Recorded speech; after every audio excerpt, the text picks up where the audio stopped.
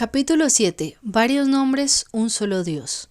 A continuación veremos y analizaremos todas las referencias a dioses Elohim que fueron venerados en la antigüedad, desde los griegos y romanos hasta los hebreos, cananeos y sumerios, en donde encontraremos similitudes y extraordinarias conclusiones. Manuscrito de Nag Hammadi. Los manuscritos de Nag Hammadi son una colección de textos descubiertos en 1945, justo cuando finalizaba la Segunda Guerra Mundial. Estos textos se encontraron cerca de Nag Hammadi, a unos 100 metros de Luxor, en el Alto Egipto. Constan de 12 códices de papiro encuadernados que en su mayor parte han sido atribuidos al cristianismo gnóstico primitivo. El más conocido de los manuscritos es el Evangelio de Tomás, pero también se encuentra un controvertido manuscrito que emplean en la actualidad los gnósticos llamado Pistis Sophia. En los escritos de Nag Hammadi se describe a Pistis Sophia como un poder espiritual creativo y guardiana de la sabiduría para el ser humano. Sin embargo, en un momento determinado, ella crea un nuevo universo fuera del mundo luminoso, en el que aparece la sombra y finalmente la oscuridad. Es así para los gnósticos que Pistis Sophia es la madre de un ser oscuro llamado Yaldabaoth, Yao o Demiurgo. A veces también es identificado como Yao Adonai. En el Evangelio apócrifo de San Juan se declara lo siguiente sobre Yaldabaoth. Ahora el arconte, gobernante, que es débil, tiene 3 nombres. El primer nombre es Yaldabaoth, el segundo es Saclas, tonto, y el tercero es Samael.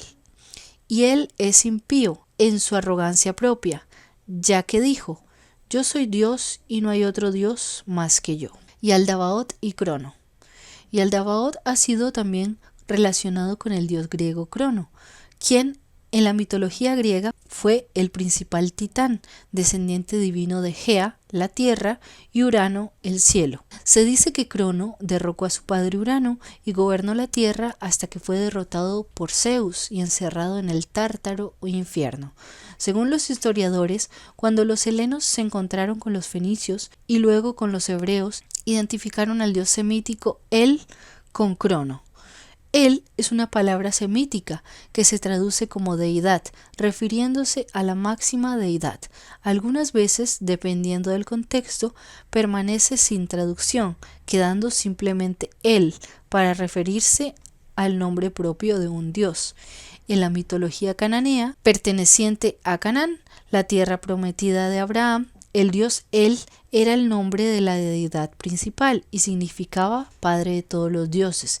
Entonces, el Dios Supremo, padre de la raza humana, era denominado Il o El, incluso para el pueblo hebreo, pero con interpretación distinta a los cananeos. Igualmente, para los sumerios, el dios equivalente al de la mitología cananea fue Anu, el padre de Enki, de quien ya hemos hablado anteriormente.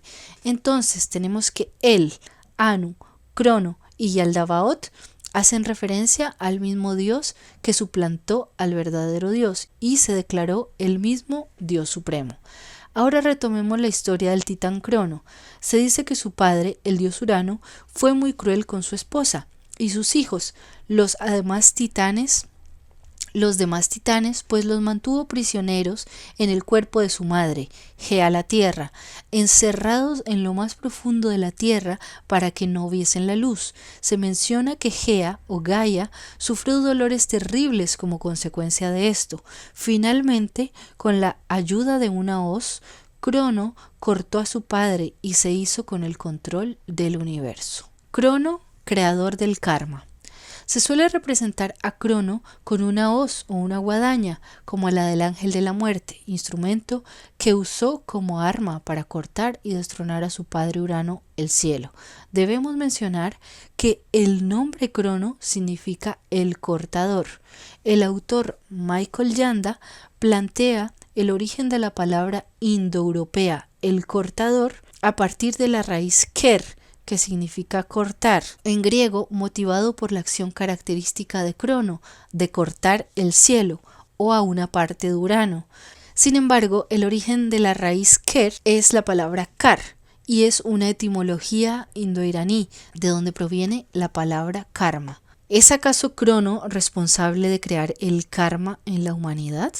¿Es el responsable de que los humanos se hayan visto atrapados en un ciclo eterno de reencarnación sin incluso darse cuenta? En los mitos griegos existe también otro dios llamado Cronos, pero esta vez se dice que es el dios del tiempo y no debe confundirse con el titán Crono. Este dios del tiempo es representado con la forma de un ser serpentino con 3 cabezas, de hombre, de toro y de león. Este ser se entrelazó con una compañera, Ananke, que traduce la inevitabilidad, en una espiral en torno a lo que los griegos llaman el huevo primogenio, y los separó, formando el universo de la tierra, el mar y el cielo. Inevitablemente, aunque se diga que estos dos dioses, Crono y Cronos, son diferentes, ambos son dioses separatistas de la tierra y el cielo. Estos cortes significarían entonces el apartar a la humanidad del Dios real y del tiempo real, dejando a los humanos desconectados y sin propósito, permitiendo así que la humanidad caiga en errores que fomenten la creación del karma. Al existir estas deudas kármicas, se le impide a la humanidad que pueda volver a la fuente o ralentiza el proceso de evolución del ser humano y su trascendencia, tanto espiritual como física, pues el tiempo de vida de un ser humano es menor a lo que se vivía en la antigüedad. Autores como David Icke o Sixto Paz Wells han planteado que podríamos estar viviendo en una realidad simulada o paradoja espacio-temporal, lo que significaría que estamos viviendo en un tiempo alternativo, paradójico, apartados del verdadero tiempo cósmico. También en la mitología griega se dice que Crono devoraba a sus propios hijos al nacer, ya que le habían anunciado que uno de ellos le destronaría. Fue Crono el Herodes de su época, y efectivamente fue derrotado por uno de sus hijos llamado Zeus, quien fue escondido para no ser devorado por Crono. Zeus abrió las entrañas de su padre y liberó a sus hermanos, así como Jesús descendió al infierno y liberó las almas cautivas. Recordemos pues que Zeus en la antigüedad fue asociado al arcángel Miguel y Jesús también está muy relacionado con el arcángel Miguel. Saturno y Moloch. Crono también fue identificado en la antigüedad con el dios romano Saturno. Mientras los griegos consideraban a Crono un dios cruel y caótico, los romanos más adelante adoptaron una visión más positiva de esta deidad. Los cananeos y cartaginienses ofrecían a Saturno sacrificios humanos, concretamente de niños. Saturno es el equivalente al dios o demonio cananeo Moloch, al cual, según se dice en la actualidad, aún se le rinde culto en las élites oscuras. Cabe mencionar que el séptimo día de la semana judeocristiana se llama en latín Dies Saturni, que significa día de Saturno, y es el origen al día sábado, Saturday o Sabbat, día sagrado de la semana en el judaísmo. En ocasiones se emplea la idea de Saturno como una metáfora que compara el impedimento de iniciar o desarrollar un proyecto con la manera en que Saturno devoraba a sus hijos. Y efectivamente parece que fue así, pues este dios o titán, al realizar todo este caos, paralizó el desarrollo de la humanidad, incluso hasta nuestros días. Es difícil saber si esta mitología corresponde a un personaje real, interdimensional, no bien intencionado que de alguna forma manipuló al ser humano y a su realidad, alterando su propósito genuino y su conexión con el Dios verdadero, o quizás una forma metafórica de representar esta desconexión del ser humano, y se le atribuye a este Dios Crono.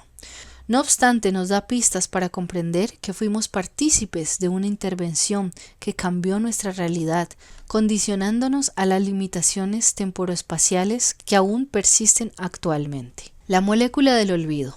Un equipo de científicos del Instituto Federal de Tecnología Suiza en Zúrich encontraron una molécula en el cerebro humano que borra la información a medida que esta molécula o proteína aumenta en sus niveles.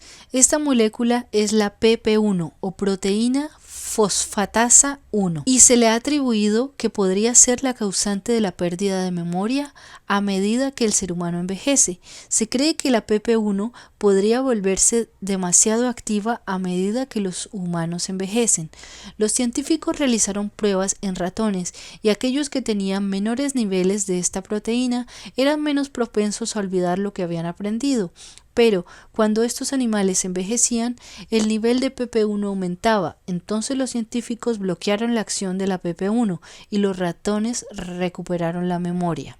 La investigadora suiza Isabel Mansuy afirmó que el cerebro tiene una capacidad limitada y por eso existen en el cerebro procesos negativos que ayudan a borrar información existente. Según los investigadores, es una clase de filtro para evitar la saturación del cerebro. En el caso del Alzheimer, una enfermedad degenerativa cuyo principal signo es la pérdida de la memoria, se da por la acumulación en exceso de la proteína beta amiloide y proteína tau.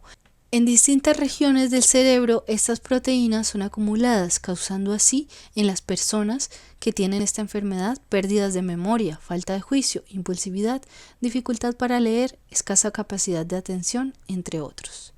En el documental Orígenes extraterrestres de los sumerios de Jaime Maussan se plantea la posibilidad que la PP1 o molécula del olvido haya sido introducida en nuestro código genético por la intervención de los Anunnaki a la humanidad. Estas moléculas, ya sea la PP1, la proteína beta o la proteína tau, deterioran poco a poco nuestros cerebros, aunque muchos científicos afirman del potencial infinito y limitado del cerebro humano. Vemos que nuestra capacidad de memoria es limitada y estas moléculas pueden ser el motivo de por qué no recordamos tanto como deberíamos. Aunque claro, existen excepciones, como humanos que incluso recuerdan vidas anteriores o vivencias colectivas del pasado, evidenciando nuestras limitaciones cognitivas, lo cual podría estar asociado a la introducción de moléculas en nuestra configuración cerebral que nos estén impidiendo el acceso a esta información individual e incluso universal. Después de todo lo expuesto en este libro, cabe plantear la posibilidad de que la manipulación genética a los seres del planeta Tierra, tanto humanos como animales en la antigüedad, por parte de seres extraterrestres, haya causado un desequilibrio en nuestro planeta, raza y especies. Desequilibrio que aún permanece y responde a la inarmonía que se da en los humanos, tanto consigo mismos, física como espiritualmente, y también con nuestros semejantes, la naturaleza y el planeta. Es hora de despertar y darnos cuenta de que la historia de la humanidad es más amplia y compleja de lo que suelen enseñarnos. La educación tradicional nos muestra un sistema tan limitado que a veces se percibe un extraño sinsentido. No obstante, estamos en el momento oportuno para ampliar nuestra visión de la vida y encontrar nuestro propósito como humanidad y reconectar con la sincronía universal para volver a formar parte de un todo. Epílogo. Querido lector, gracias por concluir la lectura de este primer libro de la Guía para el Nuevo Tiempo, esperando que haya sido de su agrado y haya aportado a su crecimiento personal e intelectual. Le pido encarecidamente que comente sus puntos de vista en la plataforma Amazon o en la plataforma YouTube, ya que esto me ayudará a desarrollar los futuros temas a tratar en los siguientes libros.